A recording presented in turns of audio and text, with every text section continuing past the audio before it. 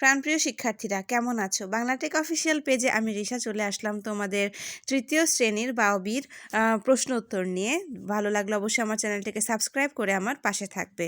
ক নাম্বার আছে, সঠিক উত্তরের পাশে টিক চিহ্ন দিই। ১. বিশেষ চাহিদা সম্পন্ন সহপাঠীর প্রতি আমরা কেমন আচরণ করব?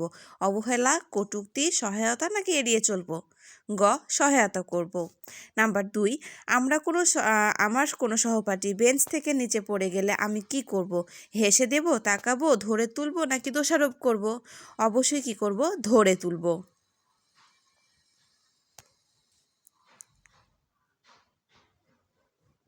সঠিক উত্তর শব্দ দিয়ে শূন্যস্থান পূরণ করি। এখানে আছে 5টা শূন্যস্থান। ১.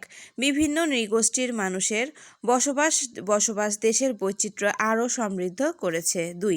আমরা একে অন্যকে সহায়তা করব। ৩. সকল পেশার প্রতি সম্মান দেখাবো। ৪. পরিবারে ছেলে ও মেয়ে সকলের সমান অধিকার রয়েছে। ৫. সকলে কি হবে বলতে পারলে কমেন্ট করো। মিলেমিশে কাজ করলে পরিবার ও দেশের উন্নতি হয়। গ. সংক্ষিপ্ত প্রশ্ন।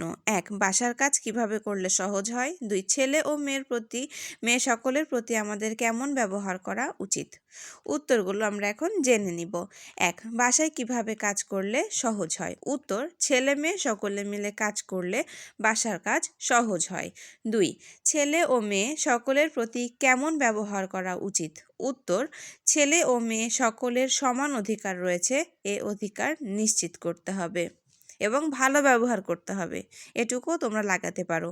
ঘ. বর্ণনামূলক প্রশ্ন। ১. কিভাবে আমাদের মাঝে সম্প্রীতি গড়ে ওঠে? ২. বিশেষ চাহিদা সম্পন্ন সহপাঠীর সাথে আমি কিরূপ আচরণ করব? চলো এগুলোর উত্তর আমরা দেখে নিই। ১. কিভাবে আমাদের মাঝে সম্প্রীতি গড়ে ওঠে? উত্তর: নিচের কাজগুলোর মাধ্যমে আমাদের মাঝে সম্প্রীতি গড়ে ওঠে। ১. বিভিন্ন অনুষ্ঠানে অংশগ্রহণ করার মাধ্যমে। ২. সবাইকে সহায়তা করে। ৩. সকলের নিরাপত্তা নিশ্চিত করে। ৪. সকলকে শ্রদ্ধা করে। ৫. সকলের সাথে ভালো ব্যবহার করে। ৩. বিশেষ চাহিদা সম্পন্ন সহপাঠীর সাথে আমি কিরূপ আচরণ করব? উত্তর: বিশেষ চাহিদা সম্পন্ন সহপাঠীকে বিভিন্ন কাজে সহায়তা করব। তাদের শারীরিক গড়ন বা অক্ষমতা নিয়ে কটূক্তি করব না। পড়া বুঝতে সমস্যা হলে সহায়তা করব। তাদেরকে নিয়ে হাসি তামাশা করব না। তাদের সাথে বন্ধুসুলভ আচরণ করব।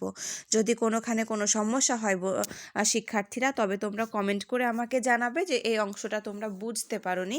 অবশ্যই চেষ্টা করব পরবর্তী পাঠে সেই বিষয়গুলো নিয়ে আবার আলোচনা করার। সে পর্যন্ত ভালো থাকবে এবং